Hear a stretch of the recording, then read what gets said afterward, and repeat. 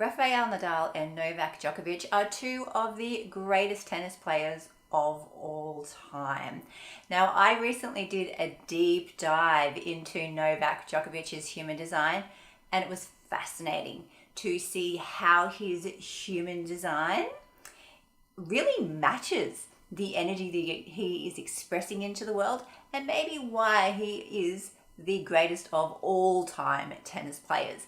Now, I thought it would be fun to compare the human design of Djokovic with Nadal, two players who have been #1 in the tennis world. So let's take a quick look at that now. Now let's begin with energy type. Now, Novak Djokovic is a manifesting generator. So he is naturally a multi-passionate being who has the ability to jump the squares and see how things can be done very efficiently. He has an open and attractive aura, which means he is able to attract like a magnet all the things that he needs to really succeed in this lifetime, provided he is following his strategy and his authority. Now, the biggest thing as a manifesting generator is this sacral area here. It is defined, which means, as it is with all generators and manifesting generators, now this sacral space is where the energy and the vitality in the body lives. So if you have this area defined, like Novak, it means you have this constant access of a lot of energy that can just keep you going and going and going and going and going, provided you're doing the things that bring you joy. And I would say that tennis brings Novak a lot of joy. Now, this is really interesting in comparison to Rafael Nadal, who is a manifester. Now, manifestors have a closed and repelling aura. And the reason is they are designed to go through really stages of surges in energy and then stages of rest. So these people, they bring a lot of inventive ideas into the world, a lot of creative ideas. They really want to manifest a lot of things as a manifestor, but they don't have the consistent supply of energy to do this like the manifesting generators, because they do not have this sacral area defined. Now, the aura is designed to be closed and repelling because these people, when they have these strong ideas come through, the things that they want to create, it's just kind of like the aura goes, right, I'm going to do this now. This is my laser focus. I'm creating this. And it's like the aura is saying, just leave me alone while I do my thing. Now, that's very different to Novak's aura, which is designed to be open and attractive. These people can both be amazing and beautiful and friendly. It's just that when they're in their zone, their aura acts very differently and people feel that. Now, if we're moving on from the energy type to their strategy, Novak is designed to respond as a manifesting generator, which means he's designed to tune into that sacral energy and realize when something for him is clearly a yes and something is clearly a no. And he responds to yeses and nos consistently throughout his life. When he is appropriately responding to his yeses and his nos, then that's when this sacral power just goes through the roof, and he can just keep going and going and going and going and going.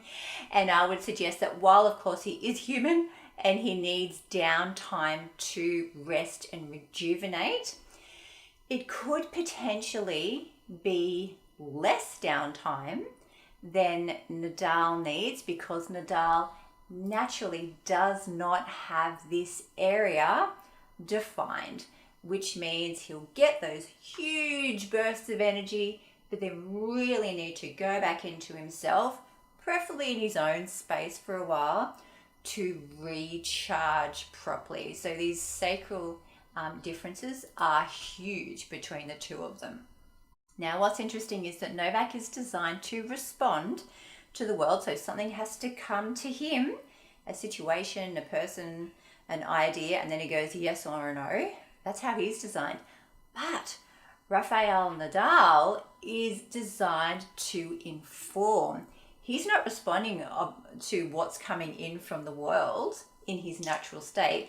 He's going, hey world, I've got this thing that I want to create and I want to do, and here it is. Look at this thing I'm doing now. You see the difference between Djokovic's something comes to me and I will decide yes or no how I'm going to respond. But Nadal is going, here's the thing, look at the thing. Which, if we think of it in tennis terms, it's a really interesting interplay, because you could think of Rafael Nadal as someone hitting the ball in a very, what's the word, offensive or defensive? In a very offensive way. I do like tennis. And then the response from Novak is to defend the thing that comes his way. Of course, he wants to dominate the court as well. But you can see how the informing and the responding is kind of like a tennis match. And the two of these energies on the court could really create for a strong, really exciting match to watch. Now, we can tell when the two of these are in alignment based on how their emotional energy is being expressed. So when Novak is in alignment with his strategy, when he's really being his true authentic self, he's satisfied. It's like, yeah, that was a satisfying match. I am happy with that. Yeah, that was a satisfying tournament. Whereas Nadal, of course, he can also feel satisfaction, but he knows that he's in his truest sense of his self when he is feeling at peace. When he's calm, when he's peaceful, he might win the match and then he might just feel at peace.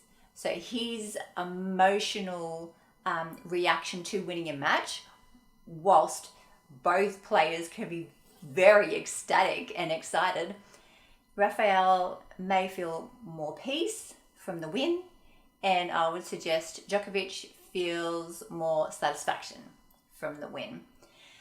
Conversely, when Novak is out of alignment, when he's not following his to respond strategy efficiently, then he gets frustrated.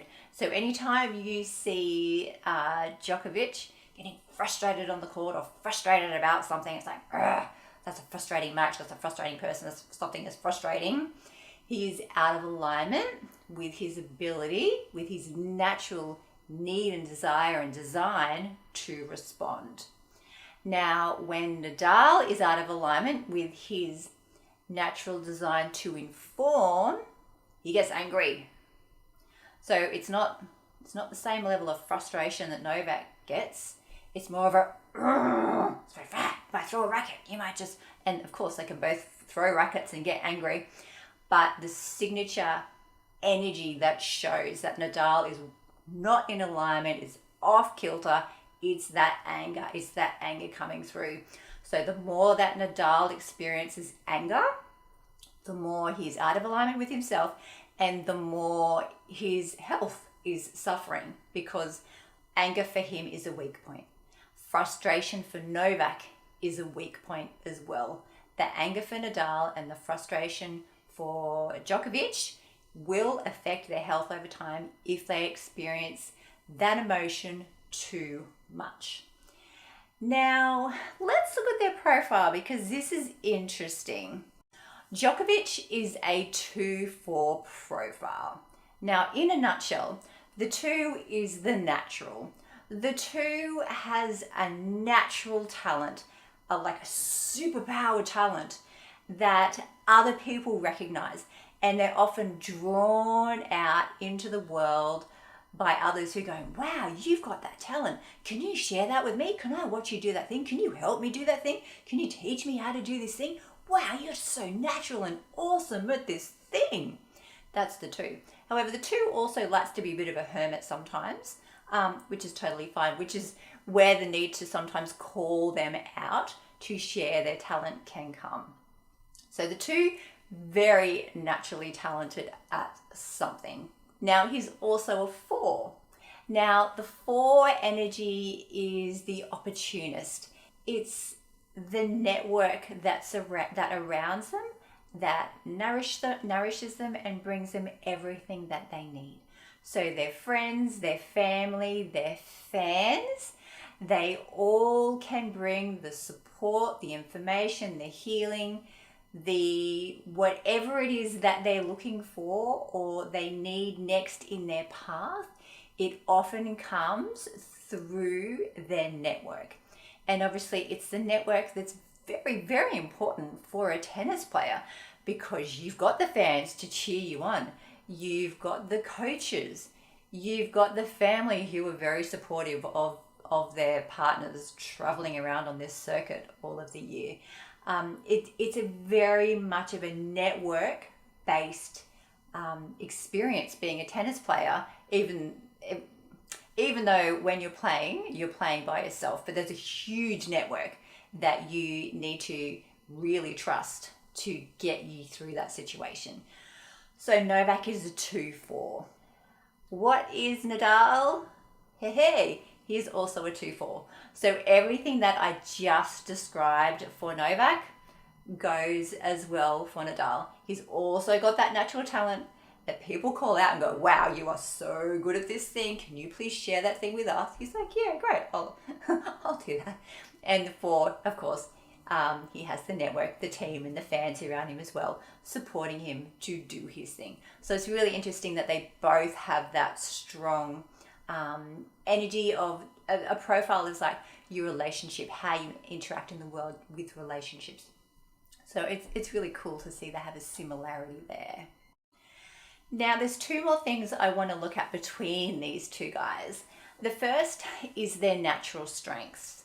Now, Novak Djokovic has a natural physical strength coming unconsciously through his unconscious sun, which is gate number 55, the gate of the egoist. Now, this is 70% approximately of his unconscious personality. So it's not something that he needs to really think about too much, but it's there. It's something that just naturally shines through him when he is in alignment. And now this is related, we're talking about, remember, his natural physical strength. This is related to the dorsal ganglia in his body. Now, what is that? Well, it's involved in recognizing sensory information like pain, touch, vibration, and temperature. Now, obviously, sensing all of these things is very important as a tennis player, because you're noticing the pain that you feel in the body. Can you regulate that pain in your body as a tennis player? You're noticing how lightly or how intensely you're touching the ball. You're noticing the vibration of the ball on your strings. You need to be really aware of the temperature of your body when you're on the court. Do you need more electrolytes? Do you need more water? Do you need to cool down? Can you efficiently continue to do your thing on the court and be successful? Now, this is an unconscious strength that Djokovic has, noticing all this really little tiny sensory information that is going on in his body to help really optimize and give him peak performance. But I've noticed in articles, he's also very attuned at noticing the sensory information in his players on the court as well. So he's said that he takes notice of how much the player is sweating, the player that he's playing against. What's their breathing pattern like? He really focuses in on what's going on with his opponent when they're maybe not just playing, but when they're between games as well, and they're resting and they're rehydrating. So he's taking all of that in. Now let's look at Nadal's natural physical unconscious strength in comparison. And that's number 63, gate 63, which is called After Completion, the Gate of Doubt. Now, interestingly, just like Djokovic's dorsal ganglia, which I don't think I mentioned, it's a part of the brain, Nadal also has an unconscious strength related to a part of the brain. It's different though. It's called the ventromedial prefrontal cortex. Now, what this means is that it gives Rafa the ability to efficiently manage risks, decision making, and self-control. So you can see that having this natural unconscious ability to really maybe move past the fear that he may have of pushing his body to the limits and really managing the risks at the same time of how far can I push my body in this experience, and making really conscious, quick decisions. He's very good at quick decisions, excellent for a tennis player, and having the self-control to pull all of this together in the moment when he needs it. So it's very interesting, at least to me, that both Novak and Rafa have very unconscious strengths that both live in their brains, in their mental space, that gives them this mindset to really excel and exceed at what they're doing. Everyone has an unconscious strength in their human design chart, but not everyone not everything is related to the brain. It could be your liver, it could be your digestion, it could be your eyes, it could be your ears.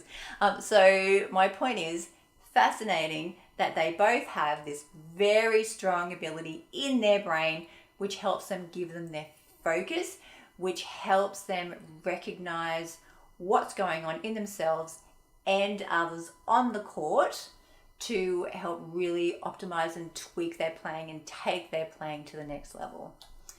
Now, the last area that I want to compare is their area of weakness.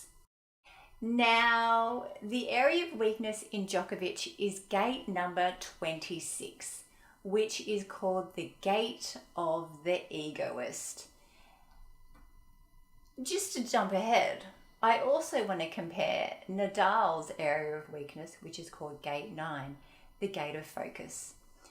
They both have the same area of weakness in their body, which is their sacral plexus. What is the sacral plexus?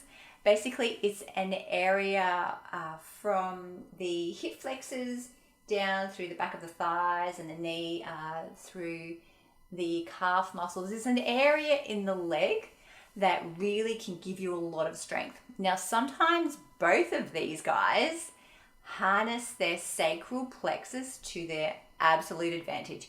It's why they can run around the court and slide with their legs and then move really quickly and shift positions. It's really one of their superpowers. However, when either of them is off balance, when they're not really being who they came here to be in this lifetime, and obviously there's way more to their human design than I'm covering this today, but you can get a snippet of it from what I've already discussed. When they're out of alignment, their sacral plexus becomes weak. So that's when they start getting the hip problems, they start getting the knee problems. They may have a hamstring injury. They may need hip surgery, which I believe is what Nadal has recently had and what he's just coming back onto the tournament from recovering from at the moment. So both of them have the potential to really go, wow, sacral plexus, my legs, my thighs, my ability to move and be flexible, super strong, but also, yeah, it's their area of weakness. So anytime you can see they have some type of injury there, there's something that has pulled them off their path. And if you look deeper into their chart, you'll be able to get more detail about that. And an injury, I would suggest, in their sacral plexus, in either of them, would really mean that there's the universe is saying, okay, We really need you to slow down a little bit now, because there are some things that you're missing. There's some things that you're doing that aren't truly you right now, and I'm giving you the chance to slow down and realize what they are and correct what they are, so then that you can come back to your full power, your full steam, and do what it is that you really enjoy and love the most. Now, if you are interested in understanding your human design in much more detail than I have just gone through in this video, that is what I do. My name is Clare Zivanovic, and I am a naturopath and a human design analyst. It would be my honor to help you understand your human design blueprint, and I'll put all the details below in case you want to learn more about that. In the meantime, if you have found this video interesting, educational, exciting in any way, I would love it if you could please hit the like button, maybe even share it, maybe even subscribe to this channel. I appreciate all the love and support that you send my way. Now, I wish you a magnificent day, and I look forward to seeing you again soon.